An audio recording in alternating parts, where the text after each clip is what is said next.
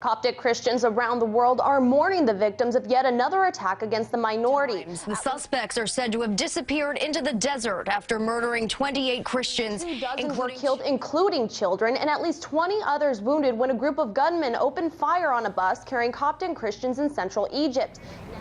The Copts are a group of Christians in Egypt whose roots are considered to be tied in with the origin of Christ himself. For generations, the Copts have experienced discrimination from an overwhelmingly Muslim population, from direct acts of sheer violence to the destruction of their places of worship to a legal system that refuses to acknowledge these injustices bordering on impunity.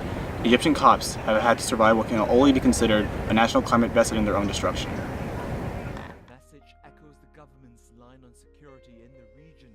Since 2013, research shows that Christians are the most persecuted religious group in the world, as they are harassed in 130 countries. 104 of those are Christians being harassed by their own government. Back in 2012, Copts in Sinai were heavily plummeted. One priest, Mina Cherubim, was shot dead in front of his church. The Egyptian Initiative for Personal Rights, a human rights group, has documented attacks on at least 45 churches in the summer of 2013. 8 schools were also attacked, along with 2 charities and 1 orphanage. These events did not just happen a few years ago, but are still happening today. On April 9, 2017, at least 27 people were killed in the explosion at St. George's Church. Under attack. On Palm Sunday, suicide bombers set off blasts at 2 separate churches in Egypt. And at least 17 people lost their lives at another church, St. Mark's Coptic Church in Alexandria. On December 11, 2016, there was an explosion outside of St. Mark's Coptic Orthodox Cathedral of Abbassi, killing 25 people and leaving 50 injured.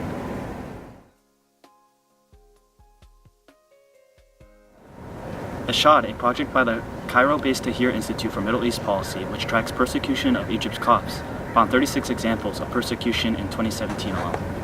As a result of the recent events that have occurred and threats of more to come, at least 300 Christians living in Al Arish have fled their homes.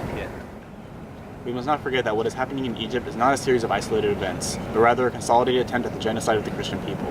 Minority Christians in the region today face the same lack of protection in the legal system and the same lack of support from their leaders today as they did back then. The only difference is that the body count has been rising, and nothing has been done to slow it down.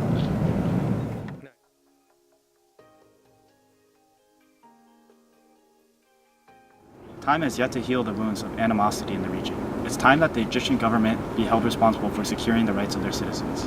An affront to the virtues of freedom there is an affront to peace and freedom everywhere, and we can't stand idly by. We must push our national government to direct their foreign aid for Egypt to include protection for the Coptic population, and that our monetary assistance would go towards preserving the condition of democracy and human rights in the tension-filled zone. But it all starts with us, as a people. So speak up. Let your government officials know that our tax dollars will not be wasted on frivolous expenditures, but instead to cement the virtues of freedom and democracy in a state of emergency.